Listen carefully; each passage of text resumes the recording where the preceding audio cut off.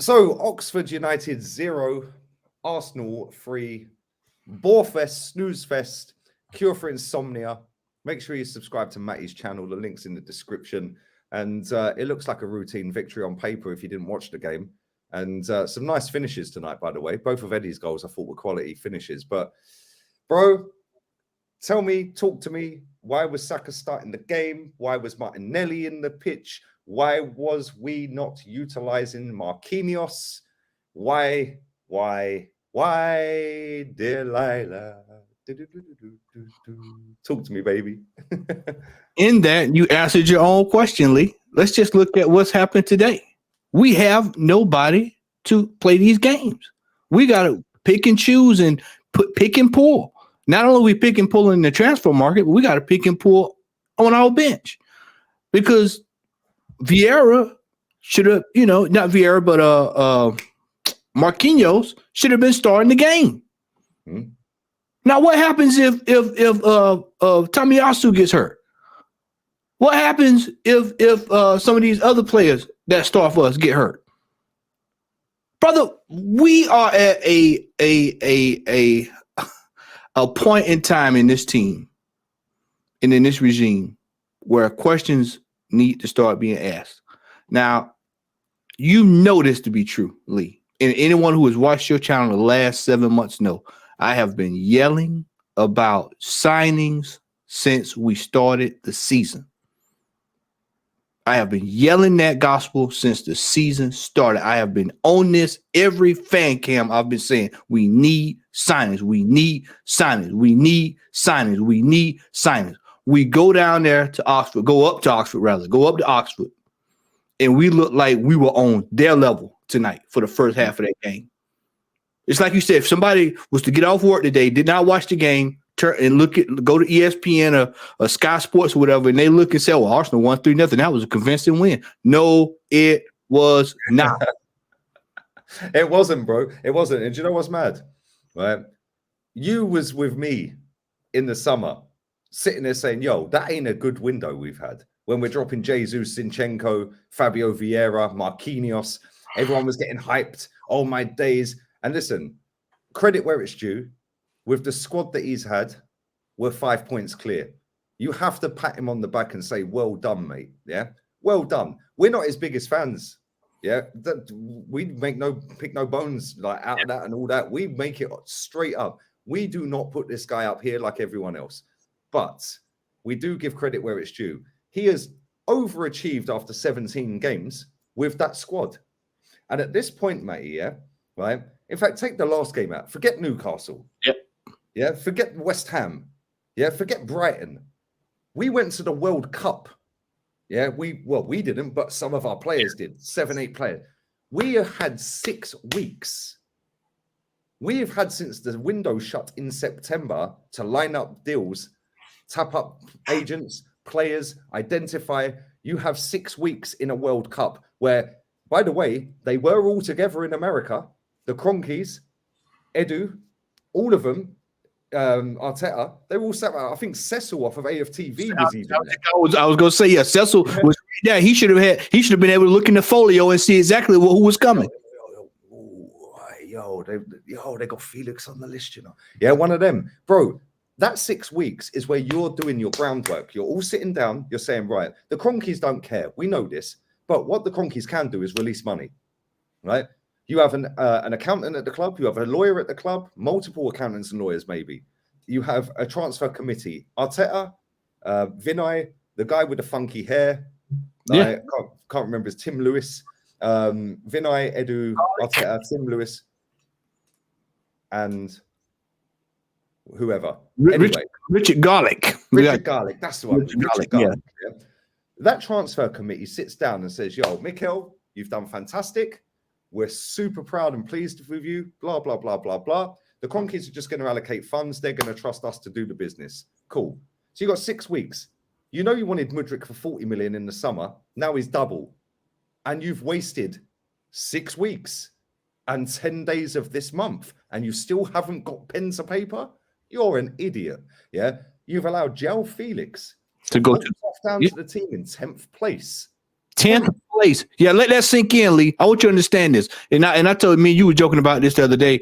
I told you 1997 Chelsea. That looked like the Chelsea we know. 10th place. That's the Chelsea we grew up on. Yep. He goes over there to them. Brother, what the hell is going on around here, bro? That's what needs to be asked. I told y'all at the end of the year, I said, when the window opens January 1st, signing should be coming through that door. The signing should be playing in the game that was played tonight. They should have, whoever we were signing should have been on the pitch tonight. Debut settings to bed in with said team. But then how can Liverpool go up against Manchester United with their signing for Cody Gakpo, who, by the way, was less money or there or thereabouts the same money as Fabio Vieira. Yeah, not that I rate him massively highly, but he's a decent young prospect, right? And that's what you're buying these days: is the prospect, the talent, the what's the word I'm looking for? The talent, the prospect, the prospect of that player. You're buying something. Yeah. You're investing in something, hoping that it will come to fruition if you nurture it. How can they go up against, right, for a Dutch player, right, who has been courted by a Dutch manager at one of the biggest clubs, if not still the biggest club on the planet, Manchester United, right, who we know will pay the money, we know will pay the fee, and then Liverpool out of nowhere, bang, we're announcing Cody Gakpo. What? Nobody even knew he was linked. Lee, I'm looking at How teams. Is that possible, Matt? And we're doing this with Man United. Man United are a disgrace, by the way. Yeah, they're a disgrace. Yeah, sorry to cut you off. They are a disgrace, bro. They lost out on Cody Gakpo, right? And they've lost out on João Felix. You know, Rance ain't gonna like me, but I could give a damn about Manchester United. Hey, I still have bad memories about Manchester United from the 2000s. I give a damn about Manchester United. Howard Webb and all that back, like they can keep all that. They can go to hell for all I'm concerned. Let me tell you, what I will say is you got teams like Leeds, Aston Villa, and other smaller teams that's moving around and they're doing their business while we're sitting here. Just, you know, I had to catch myself. I don't want to get you demonetized. No, don't worry about that. 2 of my streams today already have been. What I was talking about our butts, you know, just shooting the piss and not doing anything. And we're going to, and I mark my words, Lee, mark my words. If we do not have anyone in by Manchester United, it's going to come down to the regular hamster wheel routine. We're going to be sitting up here on transfer day. Either you will be over here or you'll be on my channel, transfer deadline day. And we'll be raising hell about why we paying these people to do a job they cannot do. How do you let a player like João Felix, who you could have nipped for pennies on the dollar? See, now we can see how much this was. Pennies on the dollar. You're going for a title. Whatever amount you spend to win the title pays for whatever you spent. Facts. Bro, 10 million plus wages, yeah, for 6 months. Let's say he's on 10 million a year. Let me ask you this. Let me free grand a week. Let's say he's on 200 bags a week. Let's say he's on 400 grand a week. If I told you, Lee Gunner, that you could get Lionel Messi for $20 million for 6 months, and we're in the picture of the title. Well, come on, bro. How can you, right? How can you? And this is a question I want the club to answer me. Yeah, they won't, but we know they watch, right? How can you, as the negotiator, technical director, whatever he's called now, I call him, he's a gimp. Yeah, that's what he is. He's a gimp, right? How can you not go to João Felix's agent, who, by the way, is also Fabio Vieira's agent? Yep. You've already done that deal, right? How can you not go to him and say, look, we'll pay the money, yeah, but we want an obligation or an option. Or we don't want the obligation or option, but we'll pay the straight loan fee and wages and we'll cover that, right? How can you now not pitch? We are top of the table. We are 5 points clear. There is a berth in striker false 9 position because Eddie ain't the guy. You will walk straight into the first 11 for the team that are top of the table. We're 18 points or whatever it is ahead of 5th. We're definitely guaranteed Champions League. So if you want to stay on, mate, yeah. What is the difference between this and Martin Odegaard when we did that with Martin Odegaard? He was playing for a bigger club as well. Yeah. I mean, we've done this 3 or 4 times. You look at Dennis Suarez. We've done these loans in the transfer window. Yep, bro, it's mad. It's mad. I mean, Lee, when you sit here, you look at this thing, you look at this thing, and it really should upset a lot of fans because we've wasted a lot of time in this window. And I'm mighty afraid because a lot of people are thinking, oh, we're going to just go down to Tottenham. We hadn't won there in God knows how long. And then I'm not sure we're playing United at home or away. I can't remember. Are we playing United at away or at home? Home, and then we've got Man City in the cup after that. So then you got them twice back to back. So you've got City twice, you've got Tottenham, you got Manchester United. In the next 6 games, yeah. So why would you not have whatever you need in, dusted, ready to go, prepared to roll? Okay, I'll play devil's advocate with you. We're gonna sign Mudryk. Yeah. Why would you not give? It's not. Let's put it like this. It wouldn't be fair for him to have to come in and try to hit the ground running in that kind of cycle without having. His last game of football was the 23rd of November. Yeah, that's until February. End of February is his next game, 28th of February. Yeah, that's what I'm saying. Why would you not even bring this guy in if this is who they're talking about bringing? Because let me elevate on that. Why would you pay double the price that you could have signed him for in the flipping summer? For some weird reason, people think he's going to be a generational talent. Though he could pan out that way, I don't know. I'll just say this: if y'all knew y'all wanted him in the summer when he cost $40 million, you should have been going ahead and just pulling the trigger, just been done with it. It's not like you hadn't done it before.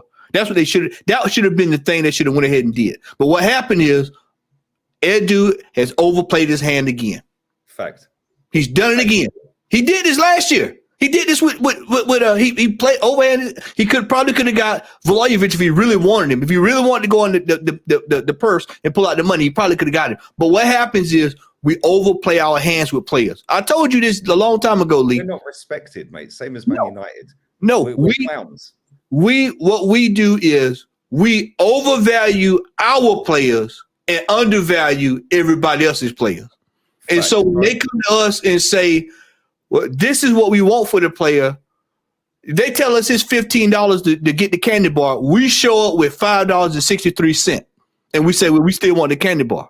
Yeah. No, you pay the $15 and then you can get the candy bar. I understand that, like, listen, I've worked in direct sales for years, most of my adult life, right? I understand there's a bartering process, negotiation stage, right? But if you want a player that you deem and you're going all in January for Mudryk, if you rate him that highly, why did you not go all in at half price in the summer, right? Why did you then spend the whole of transfer deadline day chasing Douglas Luiz, who, by the way, we bid 25 million for, right? That 25 million, yes, it would have been staggered over the contract and up front and all that. You could have put some of that as a down payment for Mudryk that you class as this top player. Bro, it stinks. Edu stinks. And I'm fuming. Listen, we won the game. I hope we slapped Tottenham at the weekend. Cool. But right now, we have wasted 1/3 of this January transfer window. 10 days chased and had 6 weeks. What is it, 2-3 weeks left? And tee players up. Yeah, Gakpo was officially done before the 1st of January. Yeah. And listen, they're respected around Europe, right? Because they negotiate properly. We are not respected, and neither are Man United, which is why both of our clubs take forever to do a transfer deal. Yeah, it stinks. And listen, bro, I could go on for another hour, but we do have to wrap this up, my guy. We'll chat soon. 100%. I love you, bro. Sub to Matty's channel. Link will be in the description. Player ratings will be out in the next hour. We're out of here, people. Peace. Laters. Edu out, by the way, all day long. Out.